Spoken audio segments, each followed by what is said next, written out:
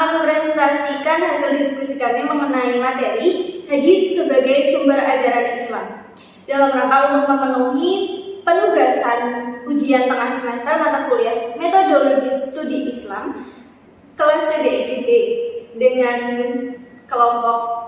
anggota kelompok. Saya sendiri Aisyah Nurul Latifah, NIM 2521005. Saya Dina Fadiska Septiani, NIM 2521041. Dan saya sendiri Fatma Askadina, NIM 2521047. Silakan disimak penjelasannya. Yang pertama adalah pengertian hadis. Secara etimologi, hadis memiliki makna yaitu 1. Jadid yang artinya yang baru.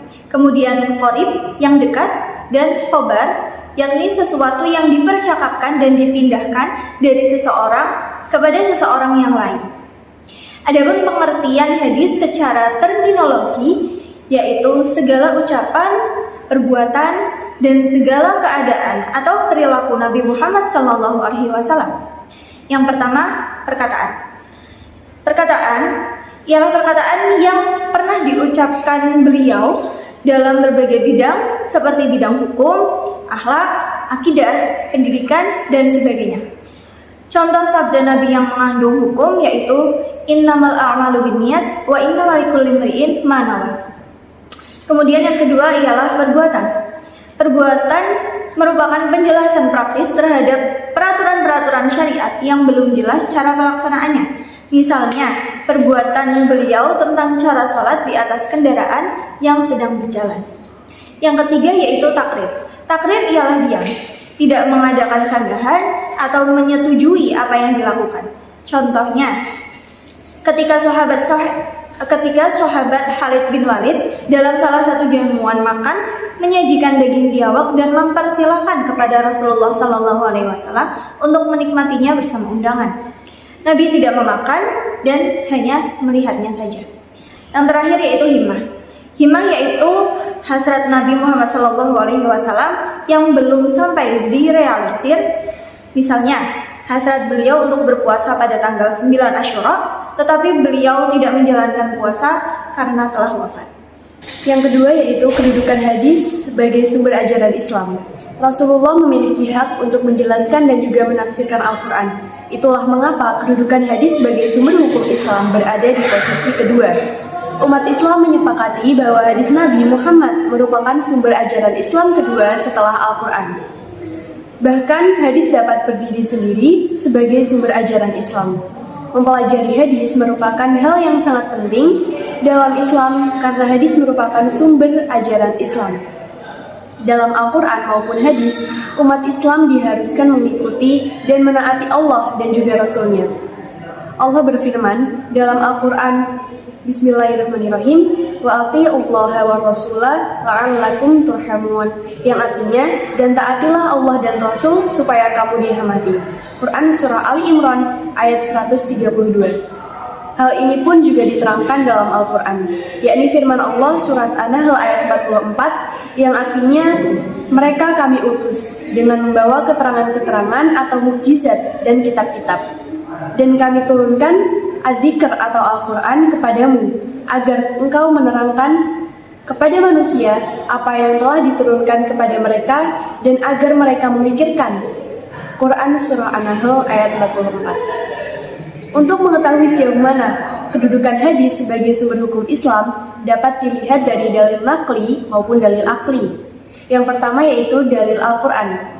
Banyak ayat Al-Quran yang menerangkan tentang kewajiban mempercayai dan menerima segala yang disampaikan oleh Rasul kepada umatnya untuk dijadikan pedoman hidup. Di antara ayat-ayat yang dimaksud adalah firman Allah dalam Quran Surah Al-Hasyr ayat 7. Bismillahirrahmanirrahim. Ma'afa Allahu ala rasulihi min ahlil qura falillahi walirrasuli walidil qurba wal yatama wal masakin wa binis sabil kai layakuna dhullah bainal a'niya aminkum wala atakumur rasul fakhudhu wa manahkum anhum fantahu wa taqullaha min syadidil iqab, yang artinya apa yang diperintahkan Rasul maka laksanakanlah dan apa yang dilarang Rasul maka hentikanlah dan bertakwalah kepada Allah, sesungguhnya Allah sangat keras hukumannya. Yang kedua yaitu dalil hadis. Dalam salah satu pesan Rasulullah berkenaan dengan keharusan menjadikan hadis sebagai pedoman hidup. Di samping Al-Quran sebagai pedoman utamanya, beliau bersabda, Bismillahirrahmanirrahim, taraktu fiikum amrayni lan tadillu ma tamassakum bihima, kitaballahi wa sunnata Rasulillah. Yang artinya, aku tinggalkan dua pusaka untukmu sekalian, yang kalian tidak akan tersesat selagi kamu berpegang teguh pada keduanya, yaitu berupa kitab Allah dan sunnah Rasulnya. Yang ketiga yaitu kesepakatan ulama atau ijma. Kesepakatan umat muslim dalam mempercayai, menerima, dan mengamalkan segala ketentuan yang terkandung di dalam hadis ternyata sejak Rasulullah masih hidup sampai meninggal. Lalu yang terakhir yaitu sesuai dengan petunjuk akal atau dalil akli. Kalau Rasulullah Muhammad SAW telah diakui dan dibenarkan dan sudah selayaknya segala peraturan dan perundangan ditempatkan sebagai sumber hukum dan pedoman hidup. Di samping itu, secara logika, kepercayaan kepada Muhammad sebagai Rasul mengharuskan umatnya menaati dan mengamalkan segala ketentuan yang beliau sampaikan. Yang selanjutnya adalah fungsi hadis.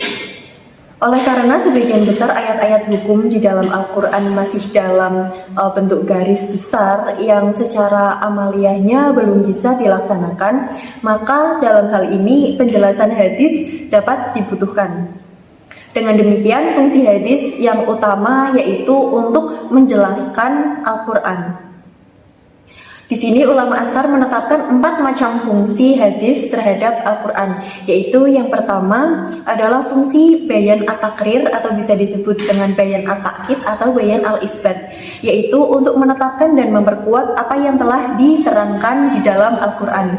Di sini hadis seakan-akan hanya mengulangi ketetapan Al-Quran, sehingga hukum itu memiliki 2 sumber rujukan dan atasnya terdapat 2 dalil, yakni yang pertama adalah Al-Quran dan yang kedua adalah hadis itu sendiri.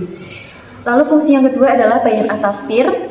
Bayan at-tafsir adalah memberikan rincian dan tafsiran terhadap ayat-ayat Al-Quran yang masih mujmal, sebagai penjelas dari Al-Quran yang masih bersifat global, mengkhususkan yang masih bersifat umum, dan menjabarkan yang masih mutlak. Lalu fungsi yang ketiga ada bayan at-tashri. Bayan at-tashri adalah mewujudkan suatu hukum atau ajaran-ajaran yang tidak didapati di dalam Al-Quran. Bayan ini disebut juga dengan bayan zaid ala al-kitab al-karim. Lalu yang keempat ada fungsi bayan an-nasakh.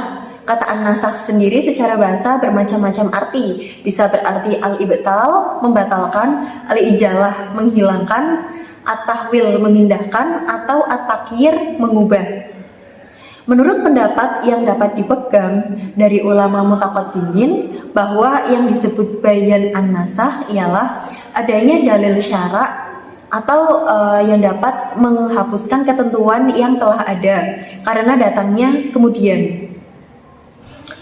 Lalu masuk ke poin yang selanjutnya, poin C, perbandingan hadis dengan Al-Quran. Yang pertama ada persamaan hadis dengan Al-Quran. Hadis dan Al-Quran sama-sama merupakan sumber ajaran Islam. Bahkan pada hakikatnya kedua-duanya merupakan sama-sama wahyu dari Allah Subhanahu wa Ta'ala. Yang kedua ada perbedaan hadis dengan Al-Quran. Walaupun keduanya sama, tetapi tidaklah sama persis, melainkan terdapat perbedaan, yaitu yang pertama, Al-Quran adalah kalamullah yang diwahyukan Allah melalui malaikat Jibril secara lengkap berupa lafaz dan sanadnya. Sedangkan hadis berasal dari Rasulullah sendiri. Perbedaan yang kedua, membaca Al-Quran hukumnya adalah ibadah dan syah, membaca ayat-ayatnya ketika di dalam sholat, sementara tidak demikian dengan hadis. Perbedaan yang ketiga, keseluruhan ayat Al-Quran diriwayatkan oleh Rasulullah secara mutawatir, yaitu periwayatan yang menghasilkan ilmu yang pasti dan yakin keotentikannya pada setiap generasi dan waktu. Maka nas-nas Al-Quran bersifat pasti wujud atau qat'i as-subut. Perbedaan yang keempat ada hadis sebagian besar bersifat ahad dan zani al-wurud, yaitu tidak diriwayatkan secara mutawatir. Kalaupun ada, hanya sedikit sekali yang mutawatir lafadz dan maknanya sekaligus. Al-Quran memiliki hukum dasar yang isinya pada umumnya bersifat mujmal dan mutlak, sedangkan hadis sebagai ketentuan-ketentuan pelaksanaannya atau praktisnya. Sekian penjelasan dari kami, kurang lebihnya mohon maaf. Wassalamualaikum